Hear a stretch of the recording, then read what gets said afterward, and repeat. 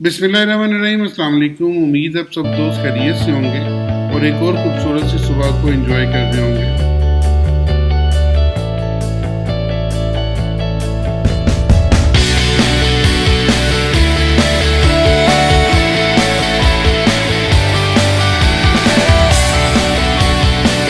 आज हम देखेंगे कि मार्केट जोन सी है वो 18 ऑफ मार्च से लेकर और 25 ऑफ मार्च तक किस तरह मूव करेगी।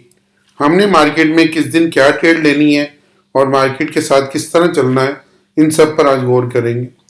मंडे 18 ऑफ मार्च कोई ख़ास न्यूज़ नहीं है, इसलिए मंडे 18 ऑफ मार्च को आप पुरसकून रह सकते हैं।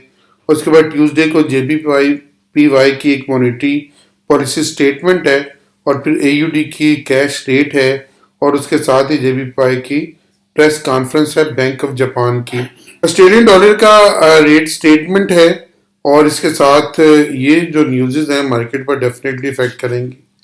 उसके बाद 5:30 PM के ऊपर 19 ऑफ मार्च को USD की न्यूज़ है जिसमें बिल्डिंग परमिट्स हैं। अगर आप नीचे चलें तो वेडनेसडे का दिन और वेडनेसडे की रात और उसके बाद थर्सडे की रात, दरमियानी रात बहुत बड़ी न्यूज़ हैं जिनमें USD की फेडरल फंड रेट है, FOMC इकोनॉमिक प्रोजेक्शन है, FOMC स्टेटमेंट है, FOMC प्रेस कॉन्फ्रेंस है। ये जो न्यूज़ हैं ये मार्केट का पाथ सेट करने वाली हैं, ये वाली न्यूज़। इसलिए न्यूज़ के ऊपर बहुत बेहतरीन ट्रेड हो सकती है। इस ट्रेड को अचीव करने के लिए आइए हमें ज्वाइन कीजिए ताकि लम्हा ब लम्हा जो सी अपडेट्स आपको मिलती रहें और मार्केट से आप एक बेहतरीन ट्रेड लेकर निकल सकें। तो वेडनेसडे और थर्सडे की दरमियानी रात बहुत इंपॉर्टेंट है मार्केट के लिए। और उसके बाद अगर आप नीचे चलें और नीचे चल के हम देखते हैं तो यूरो की न्यूज़ हैं और इनके भी रेट्स हैं और उसके बाद फिर यूरो का दिन बहुत बड़ा है और उसके बाद GBP का दिन जो सा है वो मार्केट के लिए बहुत बड़ा साबित हो सकता है और ये है मार्च 21 ऑफ मार्च। और उसके बाद 21 ऑफ मार्च को एक बड़ी न्यूज़ है जिसमें USD का फ्लैश मैन्युफैक्चरिंग PMI है और फ्लैश सर्विस PMI है। उसके बाद फ्राइडे का दिन जो सा है वो फेड चेयर पावर की स्पीक है जो मार्केट में डेफिनेटली इफेक्ट कर सकती है। तो पहला दिन ही मार्केट का आपका आज का दिन जो सा वो थोड़ा सा नॉर्मल हो सकता है, बाकी मार्केट इंशाल्लाह बड़ा प्राइस सेक्शन इस हफ्ते में देगी। तो इस प्राइस सेक्शन को हासिल करने के लिए आइए हमें ज्वाइन कीजिए, हमारे साथ चलिए और फिर देखिए हम मार्केट को किस तरह लेके चलते हैं। आप चलते हैं, चल के देखते हैं गोल्ड आज के दिन में क्या मूव दे रहा है और हमने गोल्ड में क्या ट्रेड लेनी है। तो चलते हैं गोल्ड को देखते हैं। इस वक्त गोल्ड के मैं 1 मंथ के चार्ट के ऊपर हूँ और 1 मंथ के चार्ट पे ये जोन सी वीक है ऊपर से गहरी होनी शुरू हो गई है। अब सिर्फ ये देखना है कि वीक जोन से इस मंथ में जिसमें तकरीबन 2 वीक बाकी हैं, 2 वीक अभी इस मंथ के बाकी हैं, तो ये वीक कहाँ पे स्टैंड करती है। अगर तो 2088 से ये नीचे आगे क्लोज हो जाती है तो फिर 18808 को आप बड़ा इजीली देख लेंगे। फिर यहाँ पे ये जो रेजिस्टेंस इसकी मंथली रेजिस्टेंस है इसके नीचे ही मार्केट क्लोज होगी, ये बड़ी रेजिस्टेंस है। तो ये 2 वीक बड़े इंपॉर्टेंट है मार्केट के लिए। अगर मुझे भी उम्मीद है कि 2088 से अगर ये नीचे क्लोज हो जाती है तो फिर हम बेहतरीन ट्रेड लेके चलेंगे मार्केट में और ये बेहतरीन ट्रेड हमें डाउन साइड की देगी। तो अभी तो ओवरऑल हम मार्केट को नेगेटिव साइड पे देख रहे हैं और अब अगर एक नज़र देखें कि वीकली में मार्केट ने किस तरह परफॉर्म किया है तो पिछली वीक के निस्बत अगर आपने जानते हैं थोड़ा बहुत टेक्निकल को तो बता दूं कि ये हरामी पैटर्न बना हुआ और हरामी बीरिश पैटर्न है जिसमें कि मदर कैंडल है, बहुत बड़ी कैंडल है और उसके बाद छोटी बेबी कैंडल है और बेबी कैंडल के बाद ये एक बीरिश कैंडल बना हुआ। लेकिन इसको ये वापस अप साइड पे आके इस लाइन को टच करना चाहिए और टच करके फिर ये दोबारा 2088 की तरफ जा सकती है। तो हमारा ओवरऑल इसमें सिनारियो जो सा वो नेगेटिव ही होना चाहिए, लेकिन कहाँ पे जाके नेगेटिव होना चाहिए। मेरा जो आइडिया है कि एक दफ़ा इसको 21 और 60 के पास लाजमी टच करना चाहिए। 2160 पे, 2162 पे या 2170 पे अगर यहाँ से उठकर ये इसको टच कर जाती है तो उसके बाद ये बेहतरीन ट्रेड नीचे की दे सकती है। लेकिन यहाँ पे अगर आप गौर करें कि इस लाइन पे अगर ये 2148 से नीचे क्लोज हो गई 1 आवर की कैंडल या फिर 2 आवर की कैंडल या फिर इससे ऊपर सिनारियो की कैंडल तो फिर आप इसमें सेल में जाएंगे और सेल में ये आपको 2148 से 2088 तक इंशाल्लाह इजीली ले जाएगी अगर इसने ये अपसाइड ब्रेक नहीं किया।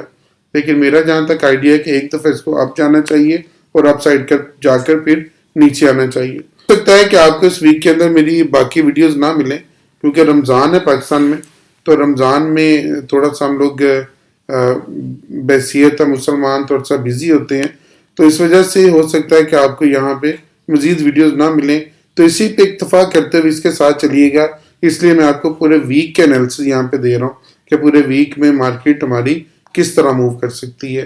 तो 2152 से लेकर 2148 अगर ये इस एरिया को ना तोड़े तो यहाँ पे पहले बाय कीजिएगा और बाय करके 2160 या 2170 तक मार्केट जा सकती है और यहाँ से मार्केट को फिर निचली साइड पर एक अच्छा ब्रेक दे सकती है आपको।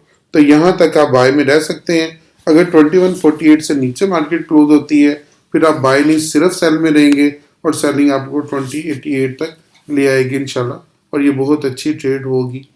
अब चलते हैं और एक नज़र देखते हैं कि मार्केट यूएस ऑयल में क्या करने वाली है और हमने यूएस ऑयल में क्या ट्रेड लेनी है। यूएस ऑयल जो सा है इसने पिछले वीक में एक बहुत मजबूत कैंडल बनाई है, ये वाली कैंडल, और ये बुलिश एनगल्फिंग कैंडल भी है।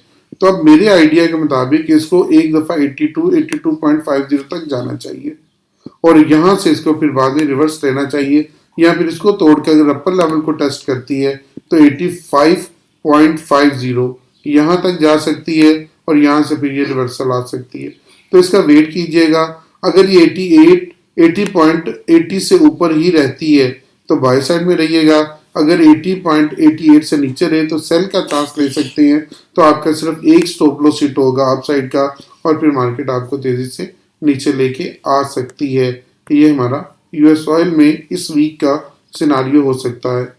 अगर बीटीसी का देखें तो बीटीसी मैंने आपको क्लियर एक बात बताई थी और ये आपको क्लियर बताया था कि 43,700 के स्टॉप लॉस के साथ इसको सेल कर दें, और आपने देखा कि ये आपको दोबारा कहाँ तक ले आई, 65-64 तक ये आपको लेके आई है। उसके बाद फिर दोबारा अप साइड पर जाना शुरू हुई है। अभी तक इसमें मेरा जो आइडिया है कि मैं इसको 52 तक वेट करूंगा। ये जो कैंडल दरमियान में बनी हुई है इस कैंडल के ऊपर मैं आके इसको बाय करूंगा।